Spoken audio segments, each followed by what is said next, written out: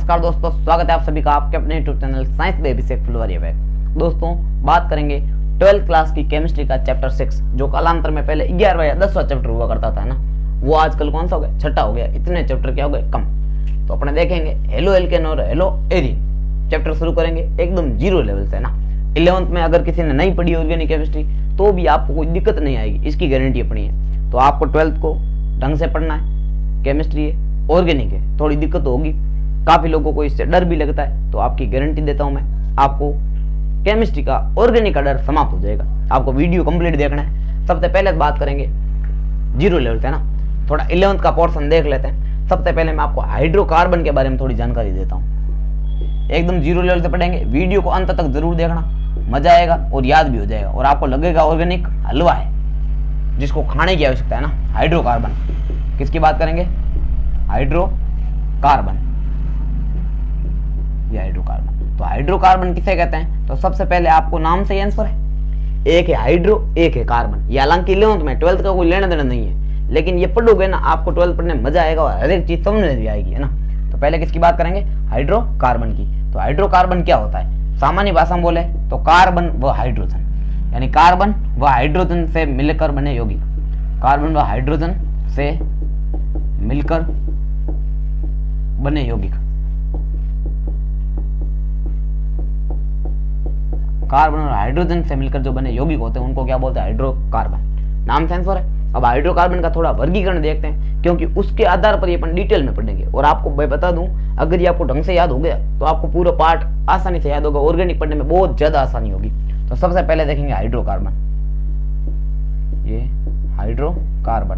अब इसका देखते हैं वर्गीकरण। आपने नाम सुना होगा एल्केन, एल्कीन, एल्काइन, तो उनके बारे में थोड़ी जानकारी ले लेते हैं, क्योंकि बार बार आता रहेगा संकरण क्या है वगैरह सारी चीजें। तो सबसे पहले देखो, हाइड्रोकार्बन को दो भागों में बांटते हैं। यूं तो कई सारे प्रकार होते हैं, जैसे अचक्रीय और चक्री भी हो सकता है। अपने ज्यादातर अचक्रीय पढ़ने, तो उसमें सबसे पहले हाइड्रोकार्बन को दो भाग बनाते हैं। एक होता है संतृप्त, कैसा होता है भाई, तो कैसा संतृप्त, संतृप्त मतलब धापा हुआ एकदम, संतृप्त है, तृप्त है, ठीक है। एक है असंतृप्त, कैसा है, असंतृप्त। इसको बोलते हैं सैचुरेटेड, इसको बोलेंगे नॉन सैचुरेटेड, ठीक है। अब इसमें देखो, संतृप्त का मतलब है जिसमें सभी बंद एकल बंद हो, उसको बोलते हैं एल्केन। क्या बोलते हैं, एल्केन। एल्केन कैसे बंद होंगे, तो कार्बन और कार्बन के मध्य एकल बंद हो, कैसा बंद, अकेला सिंगल बंद हो। इसका मतलब भी संतृप्त है, एकदम फुल है, धापा हुआ एकदम, चारों संयोजकताएं अलग अलग परमाणु के साथ क्या होगी, संतुलित, तो उसको क्या बोलेंगे, एल्केन बोलेंगे। तो सर ठीक है, अगर इसमें क्या होगा, तो सर इसमें दो भाग बनाएंगे। कितने भाग बनाएंगे, दो।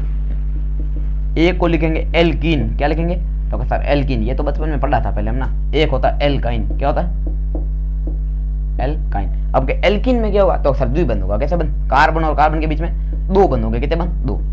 और इधर कार्बन कार्बन बीच में, तो सर तीन, ये तीन, चार होते नहीं, ये बात ध्यान रखना भाई, बंद मैक्सिमम कितने होंगे, तीन ही होंगे, ये हो गए तीन। अब आप देखो, ये तीन यौगिक हो गए, एक एल्केन, एक एल्कीन और एक एल्काइन। ये सब किसके प्रकार है, तो हाइड्रोकार्बन के, यानी हाइड्रोकार्बन मतलब जिसमें कार्बन और हाइड्रोजन ही होंगे ओनली फॉर, ठीक है। अब इसमें देखो कुछ और इनके गुणधर्म देखते हैं साथ साथ में, खाली इतना ही नहीं, इतना तो बचपन में पढ़ रखा आपने। एक होता है सामान्य सूत्र, क्या होता है, सामान्य सूत्र, ये आपको पता होना चाहिए। सामान्य सूत्र क्या होता है, सामान्य सूत्र का सामान्य अर्थ इतना ही है कि इसके लिए एक स्पेसिफिक फॉर्मूला बना रखा है जो इस पे लागू होता है एल्केन पे। जैसे लिखेंगे इसमें CnH2n+2, क्या होता है, CnH2n+2। अपने को याद इसका रखना है, एल्कीन का, किसका, एल्कीन, क्या होता है, CnH2n, इसमें +2, इसमें -2, ऐसे याद होना चाहिए। ये CnH2n-2, एकदम क्लियर। यानी एक में तो +2, एक में -2, इसमें जस्ट दुगुना। ये सर समझ में आ रहा है क्या, CnH2n, मजा नहीं आ रहा, तो इधर देखना। जैसे कार्बन मैंने लिखे 4, कार्बन कितने लिखे 4, तो हाइड्रोजन अगर जस्ट दुगुना हो, कितने हो, दुगुना, जैसे 4 दूने 8, इतना होता है, तो कहा इतना समझ में आता है, तो ठीक है। 4 दूने 8, तो उसको बोलेंगे एल्कीन, तो कहा ये ठीक समझ में आ गया, 4 दूने 8 मतलब एल्कीन। ऐसे कैसे, अगर C2 हो तो सर H4 होना चाहिए, कितना होना चाहिए, N का 2N, 2 का 4, 4 का 8। जैसे मान लो C3 हो तो सर H6 हो जाएगा, क्या हो जाएगा, H6। तो अब बढ़िया है ये चीज, जस्ट दुगुना हाइड्रोजन हो, कार्बन 4, हाइड्रोजन 8, 2 4 3 6, जस्ट दुगुना हाइड्रोजन हो, कार्बन कितने है, जितने भी हो उससे जस्ट दुगुना हाइड्रोजन हो, तो क्या बोलेंगे, तो सर एल्कीन बोलेंगे। तो हाँ ये समझ में आ रहा है, इतना तो सेम टू सेम है, दुगुना वाला था ही। अगर दुगुना से 2 ज्यादा हो तो उसको अपन एल्केन बोलेंगे, और दुगुना से 2 कम हो तो उसको क्या बोलेंगे, एल्काइन। तो हाँ सर थोड़ा एग्जाम्पल दो, मजा है, तो ठीक है, चलो चेक करते हैं। इधर देखो, अब इसमें एग्जाम्पल इधर लिख देता हूँ, एग्जाम्पल उसका समझ में आ गया होगा। कार्बन से जस्ट दुगुना हाइड्रोजन तो क्या बोलेंगे, एल्कीन बोलेंगे। इधर देखना, जैसे मैं लिख देता हूँ CH4, क्या लिख देता हूँ CH4। अब सोचेंगे ये क्या चल रहा है सर, कार्बन इसमें एक ही है। अगर देखो, अगर किसी में संख्या नहीं लिखी है, इसको ऐसे भी लिख सकते हैं C1H4। C1 क्या लिखना, 1 लिखने की कोई जरूरत नहीं है, तो सीधा क्या लिखता है CH4। अब आप देखोगे कार्बन कितना, तो सर 1, हाइड्रोजन 4 है। एक बार सोचो, कार्बन आपको जब भी दिखे उसका दुगुना कर दो, क्या कर दो, दुगुना। तो 1 है, 1 का दुगुना होता है 2, कितना होता है 2, 2 होता है, और 2 में 2 ज्यादा दिख रहे हैं, यानी 2 से भी 2 ज्यादा है। CnH2 + 2 है, तो उसको क्या बोलेंगे, एल्केन। इधर देखना, जैसे मैंने लिख दिया C2H2, क्या लिख दिया C2H2, यानी कार्बन 2 है, 2 का दुगुना 4 होता है, कितना होता है 4। 4 में से 2 कम दिख रहा है, यानी कम दिखे तो एल्काइन, ज्यादा दिखे तो एल्केन, और जस्ट दुगुना ही दिखे तो क्या होगा, एल्कीन। एक बार वापिस समझो, जैसे लिख दिया C2H6, तो सर कार्बन 2, 2 गुणा 2 4, 2 गुणा 2 कितने होते हैं 4, 4 और 2 ज्यादा है, 6 आ रहा है। इसका मतलब ये क्या है, एल्केन। ऐसे कैसे बोल सकते हैं, जैसे C3H4 लिख दिया, तो कोई सोचेगा कार्बन 3, 3 दुगुना 6, 6 में से 2 कम है, कम है मतलब क्या भाई, तो सर एल्काइन है। इतना मेरे को मजा आ गया, अब समझ आ रहा है ये फॉर्मूला इस प्रकार था, ठीक है ना। अब आपको कोई भी एग्जाम्पल दे, X Y Z कोई फर्क नहीं पड़ना, जैसे मैंने लिख दिया C16H34। अब आपको पूछे एल्केन होगा, एल्कीन होगा या एल्काइन होगा, इसको आप देख के बता सकते हो, इसका कोई लेना देना नहीं है, बस इतना देखना कार्बन कितना है, तो सर 16 है, 16 दूने कितने होते हैं, तो 32 होते हैं। 32 से 2 ज्यादा दिख रहे हैं, ज्यादा दिखे इसका मतलब एल्केन है, क्या भाई, एल्केन। आई होप आपको समझ में आ रहा होगा। उसके बाद में जैसे मैंने लिख दिया C14 और H लिख दिया, मान लो मैंने 34, कितने लिख दिए 34, तो अक्सर ना ये एल्केन है, ना ये एल्काइन है, ना ये एल्कीन है। क्यों, 14 दूने कितने होते हैं, तो 14 14 28 होते हैं, या तो 30 होगा या उससे 2 कम होगा, ऐसा हो नहीं सकता। इसका मतलब ये यौगिक हाइड्रोकार्बन में ऐसा संभव नहीं है वास्तव में देखा जाए तो। उसके बाद में अगला अपन बात करेंगे, जैसे मैंने लिख दिया C17 और H लिख दिए 36, कितने लिख दिए 36, तो सर 17 17 दूने 34, 34 और 2 36, इसका मतलब ये भी एल्केन है, 2 ज्यादा आ रहे हैं। ठीक है, चलो एक और लेते हैं, जैसे मैंने लिख दिया C15, कितना लिख दिए C15, H लिख दिया मैंने 28, कितना लिख दिया। अब आप सोचोगे सर 15, 15 दूने 30, इतना पता है, 15 दूने 30, 30 में से 2 कम है, कम हो तो सीधा एक ही चीज पकड़नी, एल्काइन। क्या लिखोगे, ये है एल्काइन। और डबल वाला था आपको याद ही है, जैसे मैंने लिख दिया C6H12, तो हाँ ये याद है सर, 6 6 दूने 12, डबल हो तो एल्कीन, यानी जस्ट कार्बन से जस्ट दुगुना हाइड्रोजन हो तो एल्कीन, दुगुना से 2 कम हो तो एल्काइन, और दुगुना से 2 अधिक हो तो सर एल्केन। अब ठीक है, अब कंसेप्ट क्लियर, ओके आगे बढ़ते हैं। अगला, अब इसमें संकरण हो गया, चलो संकरण भी देख लेते हैं। अगला सामान्य, पहले अनुलग्न देखें, क्या देखें, अनुलग्न, ये अनुलग्न, अनुलग्न यानी अनु का लग्न ना, ऐसा नहीं होता। अनुलग्न मतलब है अनु लग्न, पीछे जुड़ने वाला, कहां जुड़ेगा, पीछे, यानी वर्ड के पीछे जुड़ेगा, ये बात ध्यान रखनी। प्रत्यय होते हैं उसी प्रकार से, उपसर्ग और प्रत्यय आपने पढ़े हुए, उसी प्रकार से अनुलग्न और पूर्व लग्न होता है। पूर्व मतलब पहले, अनु मतलब बाद में, तो अनुलग्न की बात करेंगे। अब एल्केन, पीछे आप सोचो एल्केन क्या आ रहा है, एन वर्ड आ रहा है, इसमें अनुलग्न हो जाएगा एन, क्या हो जाएगा एन। एल्कीन, पीछे वर्ड क्या आ रहा है इन, तो इसमें क्या लिख देंगे, इन अनुलग्न है। और इसमें एल्काइन क्या आ रहा है आइन, तो क्या लिखेंगे भाई, ये आ ई ना, एल्काइन। एकदम क्लियर। उसके बाद में एक दो और पॉइंट देख लेते हैं, जैसे एल्केन, एल्कीन और एल्काइन तो हो गया, एन इन आइन। अब बात करते हैं संकरण की, ये सबसे बहुत इंपॉर्टेंट है। 2 टॉपिक, अभी जो 2 पॉइंट लिखा रहा ना, बार बार ऑर्गेनिक में आते रहेंगे और आपको बंद देखते ही पता चलना चाहिए। देखो संकरण क्या बला है, थोड़ा सा समझते इधर। ये संकरण, संकरण का सामान्य सूत्र अपने याद रखना, एलपी प्लस बीपी। क्या याद रखना, एलपी प्लस बीपी। तो सर ये एलपी बीपी ये क्या है, एलपी का मतलब होता है लोन पेयर। क्या होता है भाई, लोन पेयर, एकाकी इलेक्ट्रॉन युग्म, ऐसा नहीं एकाकी ना, एकाकी इलेक्ट्रॉन युग्म। और बीपी मतलब बॉन्ड पेयर, यानी आबंध इलेक्ट्रॉन युग्म, यानी बंद इलेक्ट्रॉन युग्म, उनकी संख्या जोड़ दी है। तो ये सर पल्ले नहीं पड़ रहा क्या चल रहा है। जैसे इधर देखना, ये कार्बन दिख रहा है। हाँ एक और बात, इसमें बॉन्ड पेयर में पाई बंद काउंट नहीं करते, ओनली फॉर सिग्मा बंद काउंट करते हैं। क्या काउंट करते हैं, सिग्मा बंद। तो सर ये ज्यादा झोल हो रहा है, आप थोड़ा समझो पहले, तो आपको ध्यान रखना है सिग्मा बंद, सिग्मा मतलब एकल बंद। इतना दिमाग फिट हो गया तो हाँ सर ये ठीक है। कोई भी बंद और एकल बंद हो, कैसा बंद, एकल, ये दिख रहा है। तो कहा सर इसमें चारों को चारों एकल बंदी है, तो चारों ही सिग्मा होंगे, चारों ही क्या होंगे, तो सर सिग्मा ठीक है। 1 2 3 4, और यहाँ पे साफ दिख रहा है कि सिग्मा बंद को जोड़ना है। संकरण ज्ञात करने के लिए किसको जोड़ना है, सिग्मा बंद को, पाई बंद को जोड़ना नहीं। तो सर पाई क्या होता है, पाई देखना, पहला बंद हमेशा कैसा होगा, सिग्मा। जब द्विबंध और त्रिबंध बन जाए तो बाकी वाले दोनों कैसे हो जाएंगे, पाई। ये पाई। इसमें देखोगे ये पहला वाला कैसा होगा सिग्मा, ये दूसरा वाला पाई और तीसरा वाला भी पाई। तो हाँ अब क्लियर है, पहला बंद सिग्मा, दूसरा पाई, तीसरा भी पाई। और एकल बंद है वो हमेशा कैसा बंद होगा सिग्मा बंद, ये भी सिग्मा, ये भी सिग्मा। इधर देखो ये कैसा होगा सिग्मा बंद, एकल बंद है ना, ये भी एकल है, ये भी सिग्मा। तो अब ठीक है, अब आपको संकरण ज्ञात करना है। तो संकरण के लिए मैंने क्या बताया, एलपी प्लस बीपी। अब कोई सोचे एलपी ये क्या होता है, इधर देखना, जैसे यौगिक बना तो यूं है ना, ओ एच और एच, H2 नाम सुना होगा आपने बचपन में ना। H2 मतलब क्या था, तो सर जल होता है। अब इसमें आप देखोगे ऑक्सीजन परमाणु 8 नंबर पे आता है, कितने नंबर पे 8। पहले कोष में 2 इलेक्ट्रॉन, दूसरे में 6 में से कितने बंद बनाए 2, पीछे बचे 4 इलेक्ट्रॉन। देखो ऑक्सीजन 8 नंबर पे आया, पहले में 2, दूसरे में 6, बाह्यतम कोष में 6 इलेक्ट्रॉन है, संयोजकता 2 होगी, कितनी होगी 2। अब ये 6 इलेक्ट्रॉन जो है उसमें से 2 बंद बनाए, कितने बंद बनाए 2, इसका मतलब 2 इलेक्ट्रॉन लगा दिए, पीछे कितने बचे 4 इलेक्ट्रॉन।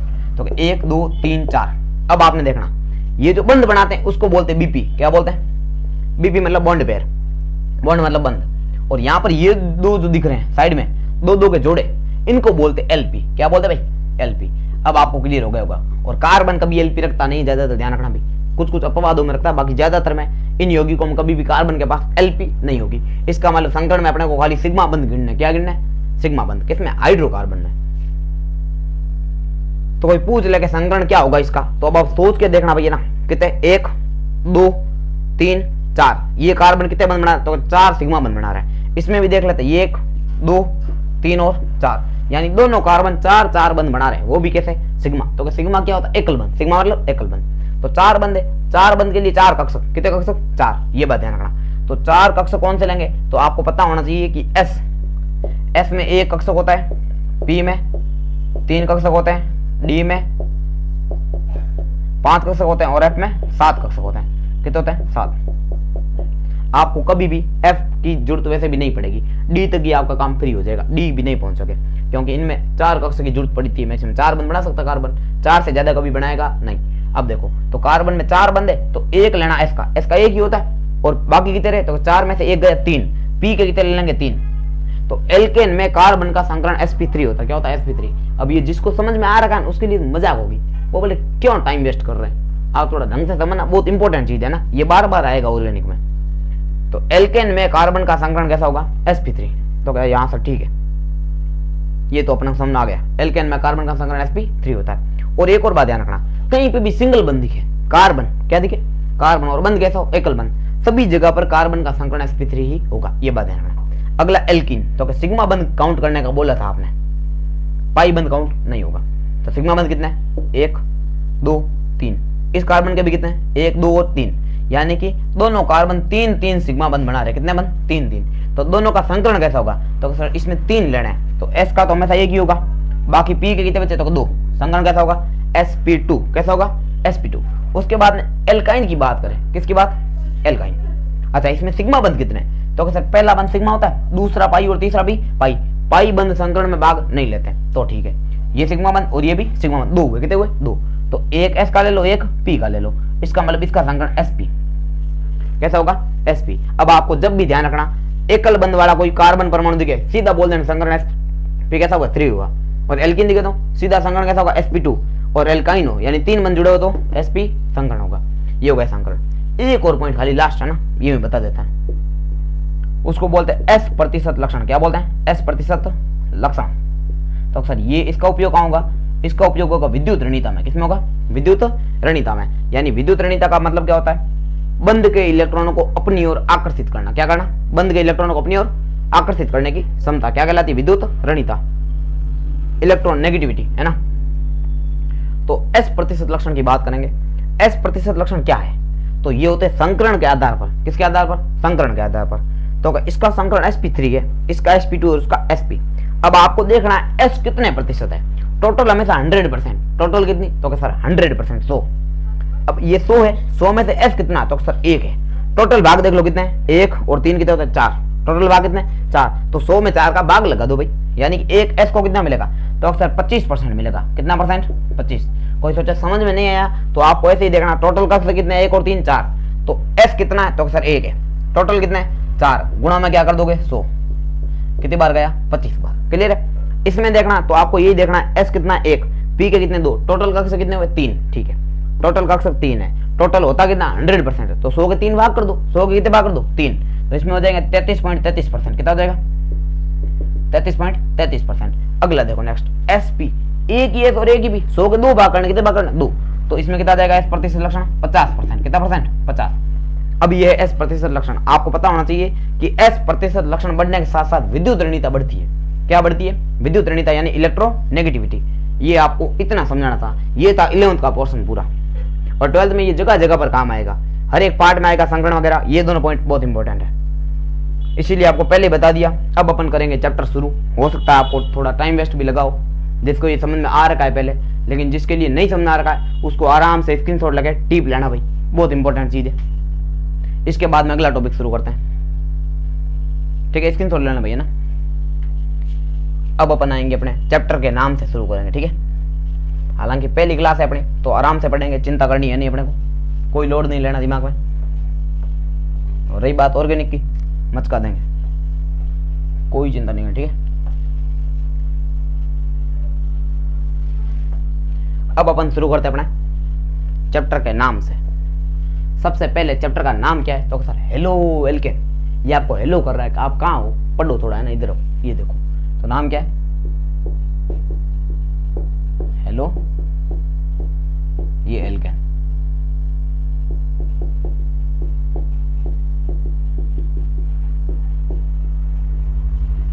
Halo alkane. कोई पूछे भाई हेलो एल्केन क्या होते हैं, तो नाम से आंसर है हेलो मतलब हेलोजन, हेलो मतलब हेलोजन, और एल्केन का मतलब एल्केन यानी ऐसे एल्केन जिनमें हाइड्रोजन की जगह हेलोजन जुड़ा हुआ है, ऐसे एल्केन जिनमें हाइड्रोजन की जगह हेलोजन। जैसे इधर समझना, CH4 आपने नाम सुना होगा, सबसे गरीब एल्केन CH4। कौन सा? CH4, जिसको अपन मेथेन बोलते हैं। क्या बोलते हैं?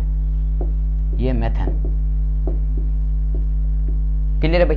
अब एक और साइड में थोड़ा पहले बताना था, चलो भी बता देता हूं। कार्बन संख्या 1 हो, कार्बन 2 हो, कार्बन 3, 4, 5, 6, 7, 8, 9, 10। कोई बोले सर ये भी हमें बताया नहीं था 11th में किसी ने, अब आपने बता दिया, मजा आ गया एकदम। कार्बन की संख्या 1 से 10 तक हो तो क्या क्या नाम यूज किया जाता है, तो आपको पता होना चाहिए।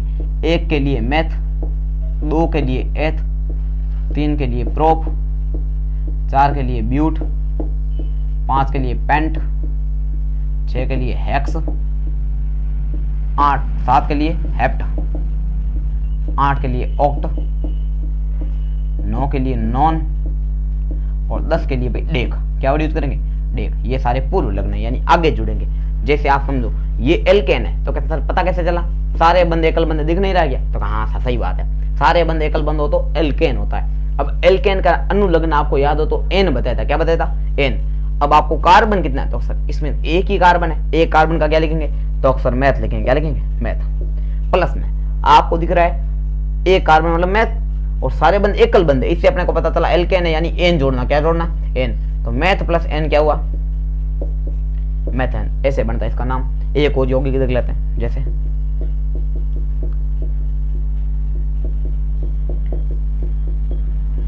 ये यौगिक है। अब आपको दिख रहा है कार्बन 2 है, तो अक्सर पहले एथ तो आई गई, 2 कार्बन मतलब एथ या, ठीक है। उसके बाद में हाइड्रोजन का लेने देना नहीं, वैसे भी सारे बंद एकल बंद है, आपको देख के पता चलना है जब भी एकल बंद हो एल्केन होगा, और एल्केन का क्या जोड़ा जाता है, तो अक्सर एन। एन जोड़ दो, क्या बन जाएगा? एथेन। और क्या बन जाएगा भाई? एथेन बन जाएगा। क्लियर है?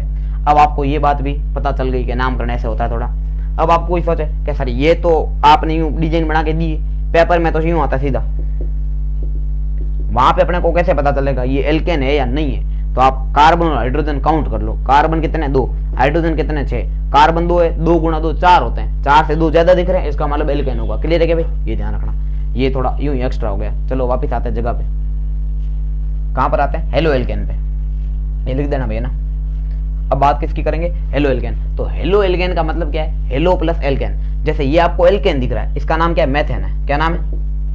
मेथेन। ठीक है। अब यदि इसके हाइड्रोजन को अपन हटा दे, क्या कर दे? हटा दे, और उसकी जगह हेलोजन लगा दे कोई भी। हेलोजन को एक्स से दर्शाते हैं। किससे दर्शाते हैं? एक्स। एक्स का मतलब क्या होता है? हेलोजन। और इसमें कौन कौन शामिल है? तो इसमें शामिल है fluorine, chlorine, bromine, iodine. 4 main है, यूं तो 2 और भी होते हैं, एस्टाटीन और टेनेसिन, लेकिन अपने यही याद रखना है।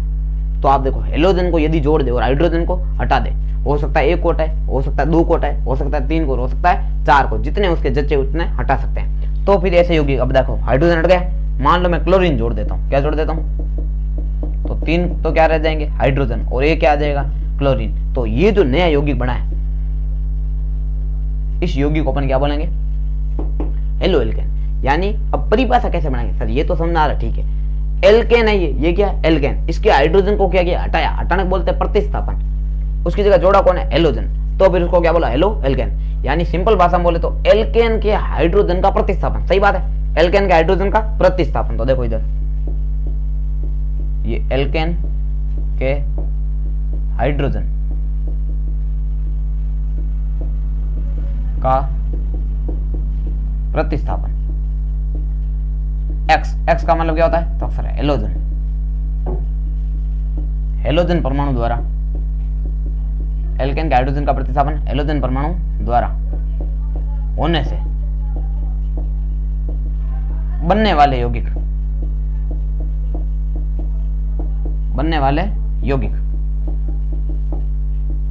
आपको पता ही क्या कहलाते हैं, हेलो एल्केन।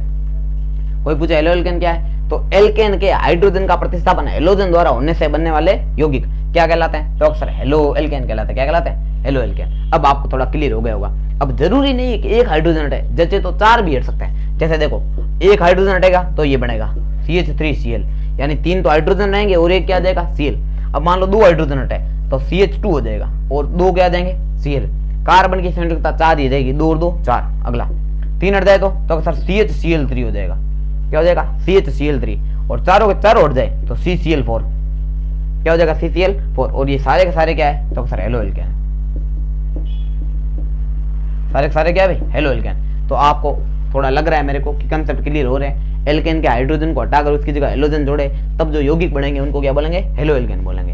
चलो ये हुआ हेलो एल्केन। अब दूसरी बात करते हैं, चैप्टर एक दिन में कंप्लीट। देखो हेलो एल्केन समझ लिया, अब अपन बात क्या करेंगे, हेलो एरीन की। इसको मिटा देता हूं, है ना, एग्जाम्पल ये सारे एग्जाम्पल ही थे।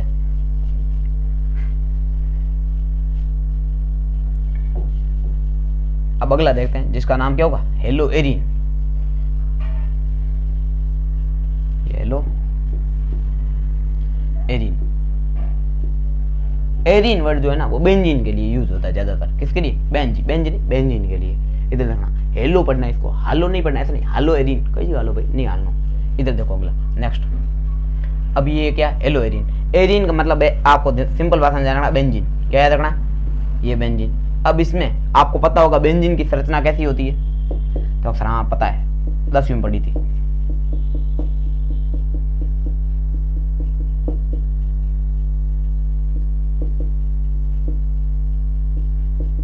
तो सर ये इस प्रकार की होती है। इसमें प्रत्येक कार्बन पे एक एक हाइड्रोजन होता है और 3 एकांतर और द्विबंध होते हैं। कैसे होता है, एकांतर मतलब एक छोड़कर एक, इस प्रकार से।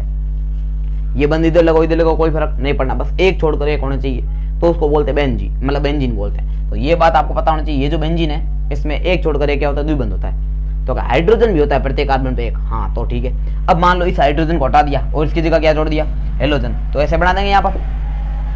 तब जो यौगिक होंगे उनको बोलेंगे हेलो एरीन। क्या बोलेंगे, हेलो एरीन। अब आप इसको या तो बोलो एरोमेटिक वाले, क्या बोलो, एरोमेटिक वाले, या इसको बोल सकते हैं एरीन, या आप बोल सकते हैं बेंजीन, जो जैसे बोलो चलेगा, कोई फर्क नहीं पड़ेगा। तो आपको बस सिंपल भाषा में ऐसे याद रखना है, हेलो एरीन क्या है, उसमें हेलो एल्केन थे, तो आपको याद हो परिभाषा ऐसे लिखाई थी, एल्केन के हाइड्रोजन का प्रतिस्थापन हेलोजन द्वारा होने से बनने वाले यौगिक। तो इसमें एरीन है, तो सिंपल भाषा में लिख दो आप सीधा, एरीन के हाइड्रोजन का प्रतिस्थापन। ये दिख रहा है आपको, पहले हाइड्रोजन था, हाइड्रोजन हटाकर क्या लगाया, हेलोजन, तो इसको क्या बोलेंगे, एरीनो के हाइड्रोजन का प्रतिस्थापन किसके द्वारा, हेलोजन द्वारा। एक्स मतलब हेलोजन होता है ना, ये हेलोजन, एक्स परमाणु द्वारा, हेलोजन परमाणु द्वारा होने से बनने वाले यौगिक।